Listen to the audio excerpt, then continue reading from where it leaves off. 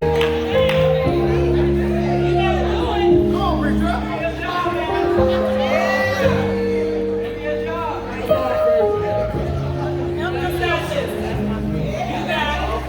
morning, Walk by Faith. Good morning. Good morning, Walk by Faith. Good morning. One more time, good morning, Walk by Faith. Good morning. That's the teacher in me. You're supposed to say things 3 times for children to recall what you're saying. So I'm going to tell you to take a seat, take a seat, take a seat. Please don't stand up, because my knees would hurt if I was standing up the whole time. So before I say anything, I just want to say that I stand here unqualified but called. I stand here unqualified but obedient. I stand here unqualified but willing to share the mighty acts that which God has done for me. So my text is the same as Tayshawn, Psalms 145 verse 4. Let each generation tell its children of your mighty acts. Let them proclaim your power. So for about 2 years now, I've been doing Bible study every night for 15 minutes, just 15 minutes. And I set an alarm, kind of like that little alarm that just went off.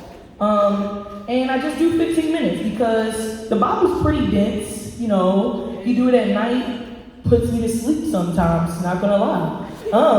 So I just have like a little Bible reading plan, and there's like a theme for the month. So this month is joy. For June is joy. And it'll give you a bunch of different texts that you read, one per night. So usually what I like to do is read the text through first. So when reading this text, initially, let each generation tell its children of your mighty acts. Let them proclaim your power. The 3 words that jumped out to me are generations, power, and children. So the attributed author of most of the Psalms is David, who would go on to become the king of Judah and Israel and a significant biblical figure. David was the youngest of 8 sons of Jesse and was not born into a position of power in the family. David was appointed a shepherd of the sheep by his father, where he learned to fiercely protect the flock, skills he later used to take down Goliath. God put David in his early years in positions that socially didn't seem very powerful to gain experience and skills he needed to perform mighty acts that would be used in stories shared with children in Bible study classes even thousands of years later today. So this first part tells me this. David, like us, was not in a position where socially it seemed like he was getting stature, or he was getting money, or he was getting power.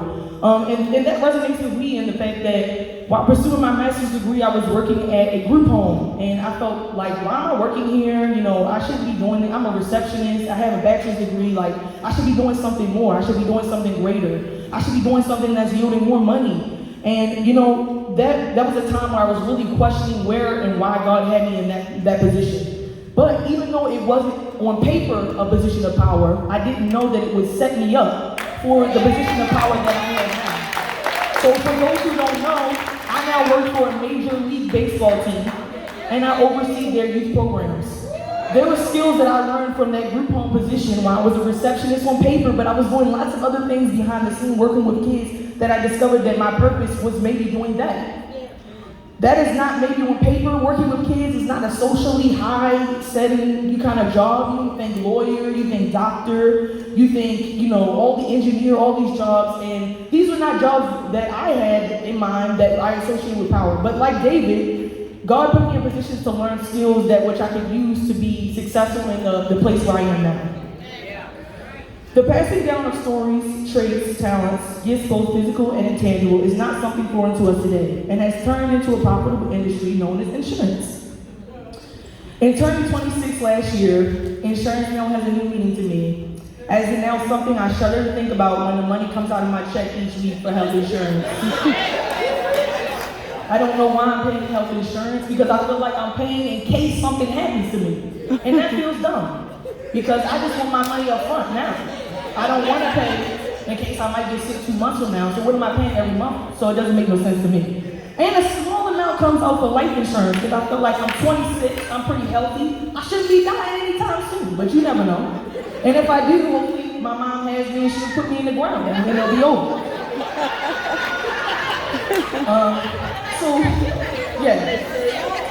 Life insurance companies have created a whole system that seeks to provide for families after the passing of a loved one. These policies range from term, universal, burial, and whole life policies. The one form that caught my attention is that of whole life insurance. So I had to do some research because, like I said, I'm only giving them a small amount for insurance. I'm not doing too much. Whatever the minimum is, that's what I'm paying. Whole life insurance, which typically comes with higher premiums, covers you for your whole life. It's a high premium, so I'm not doing that. I don't know which one I had, but I know I don't have that.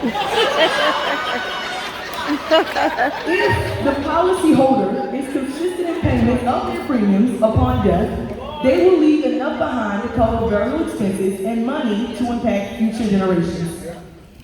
I argue that the best whole life insurance policyholder is Jesus. He invested everything he had on an old rugged cross, thus securing anyone who chooses to profess that he suffered, bled, and died the right to the most complete whole life policy reward we could ever claim the benefits of. The benefits from the blood that Jesus shed are so powerful that we can claim it in our youth and cash in on it when our earthly work is done. His choice to sacrifice his life for me was one made out of love, because I am his lineage by blood and by choice. Therefore, the least I can do is be as a part of his lineage, is share with others the powerful and mighty ways he's moved in my life. So when I think mighty, when I read the Bible, mighty acts, I think like the 4 boys or the 3 boys in the furnace, like, oh, that's crazy. And then like, a bush, and they was doing a lot of stuff, and they parted the Red Seas and all these things. And I'm like, that's not happening now. I never seen no Atlantic Ocean part, like that's crazy. But mighty acts can look different now. To me, mighty acts means that when I'm in a dark season, there's a small something that says it's gonna be okay. To me, that when my bank account says you don't have it to do what you want to do, somebody sends me a cash app, and I'm like, how would he send me a cash app? I didn't do anything. To me, maybe that's paying for somebody that I know doesn't have money for that, because when I need it, someone always comes through for me. The mighty acts might not look like a furnace today, but maybe it looks like I didn't get in that car accident that would have totaled my car. Or maybe that looks like I didn't give in to depression and anxiety telling me to take my life. I didn't do these things because God had mighty acts in store for me to impact future generations that would come from me. I'm not worthy, but he's still doing these things for me because he is mighty. He's called me in power, and I'm going to do what I'm supposed to do to walk into that power that God has put in my life. So the next time an insurance commercial interrupts the show that you're binging, remember that they all stole a page out of God's playbook, the creation of their now famous slogans. So you're in good hands. We're going to turn it into you're in God's hands, because he has promised that he will hold our right hand and help us sustain us. Like Nationwide is on your side, God is on your side the most out of anyone. If he is for you, then who can be against you? Because if he's on your side, it doesn't matter who's not on your side. It doesn't matter who's standing with you. It doesn't matter if you're standing by yourself. It doesn't matter if you're standing alone. Because he's on your side, and that's all you need.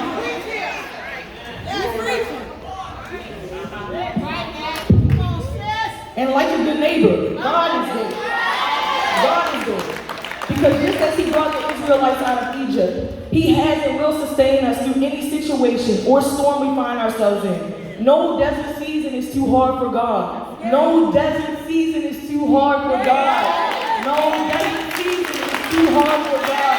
It doesn't matter that it looks like you're the only one standing there. It doesn't matter that it looks like some things that your mind is telling you are amiss, or that you're wrong, or that you're not worthy of his love. Just as God called David, who was a shepherd, who was doing a lowly job, they had to come out and seek him. Be careful and be still, so that way you can see him when he comes out and seeks you. So I'm grateful that I was sought today. I'm grateful that I was called today. I'm grateful that I listened to the call, even though I really did not want to do this. Please, don't ask me again. I don't know.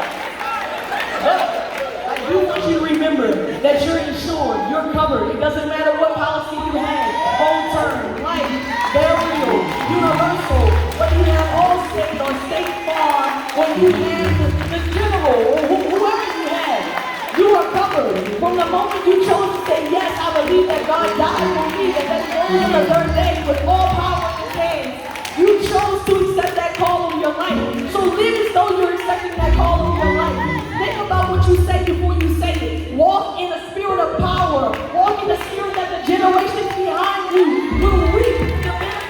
what you're doing now. So continue to remember that no matter what, God has called you. God has called you. God has called you.